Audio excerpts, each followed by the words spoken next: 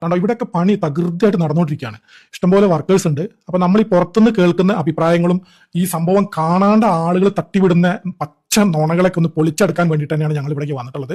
അപ്പൊ ഞാനും അസനക്കാണ് ഉള്ളത്. നമ്മൾ എന്താണ് നിജമായ സ്ഥിതി, ഈ ദുരിതം അനുഭവിച്ച ആളുകൾക്ക് വീട് സർക്കാർ കൊടുക്കുന്നുണ്ടോ ഇല്ലേ, അപ്പൊ അതൊന്ന് നേരിൽ കാണാനും നിങ്ങളെ അത് കാണിച്ചു തരാനും കൂടിയാണ് വന്നത്. ഇതാണ് കൺസ്ട്രക്ഷൻ സൈറ്റിന്റെ എൻട്രൻസ്.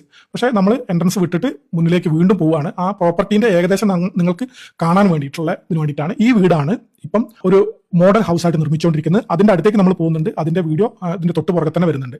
എന്തായാലും ആളുകൾ വെറുതെ പറയുന്നതല്ല, ഇവിടെ ഗവൺമെന്റ് കാര്യക്ഷമമായി പ്രവർത്തിക്കുന്നുണ്ട് എന്നതിന് ഏറ്റവും വലിയ തെളിവാണിത്. സുഹൃത്തുക്കളെ, അങ്ങനെ നമ്മൾ എൽസ്റ്റൺ എസ്റ്റേറ്റിൽ എത്തിയിട്ടുണ്ട്. എൽസ്റ്റൺ എസ്റ്റേറ്റിലാണ് നമ്മളുടെ ഏകദേശം 400 വീടിന്റെ പണികൾ നടക്കുന്നത്. മുണ്ടക്കൈ ചൂരൽമല ദുരിതബാധിതർക്കായിട്ടുള്ള വീടിന്റെ പണിയാണ് നടന്നുകൊണ്ടിരിക്കുന്നത്. അപ്പോൾ നമ്മൾ വരുമ്പോഴുള്ള സംഭവങ്ങളൊക്കെ ഞങ്ങൾ നിങ്ങളെ കാണിച്ചു തന്നില്ലേ. അപ്പോൾ നമ്മൾ കൺസ്ട്രക്ഷൻ സൈറ്റിന്റെ ഉള്ളിൽ ഓൾറെഡി എത്തിയിട്ടുണ്ട്. അപ്പോൾ നമുക്ക് കാണാം. ഈ ഒരുപാട് ഏകദേശം 64 ഹെക്ടർ സ്ഥലത്താണ് ഇതിന്റെ പണി നടക്കുന്നത്. അപ്പോൾ പല സ്ഥലങ്ങളിൽ പണി നടക്കുന്നത് കൊണ്ട് ഈ ആളുകളെ ഒന്നിച്ച് കാണിക്കുക എന്ന് പറഞ്ഞാൽ കുറച്ച് ബുദ്ധിമുട്ടുണ്ട്. എന്തായാലും പണി തകൃതിയായിട്ട് നടക്കുന്നുണ്ട്. ഈ കുറ്റം പറയുന്നവർക്ക് വെറുതെ പറഞ്ഞുകൊണ്ടിരിക്കാം.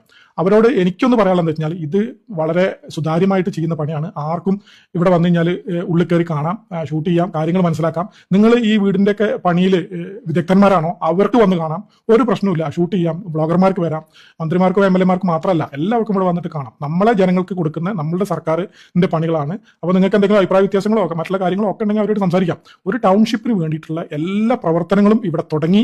അതിന്റെ നമ്മളെ എന്താ പറയാ, ഒരു പ്രധാന വീടിന്റെ പണി ഏകദേശം 3/4 ഭാഗത്തിന്റെ അടുത്തായി. എല്ലാം ജനങ്ങൾ കണ്ടറിയണം എന്നുള്ളതാണ്. വെറുതെ ചാനലിൽ കയറി ഇരുന്നിട്ടും അവിടെ ഇരുന്നിട്ടും ഇവിടെ ഇരുന്നിട്ടും കുറ്റം പറയുന്ന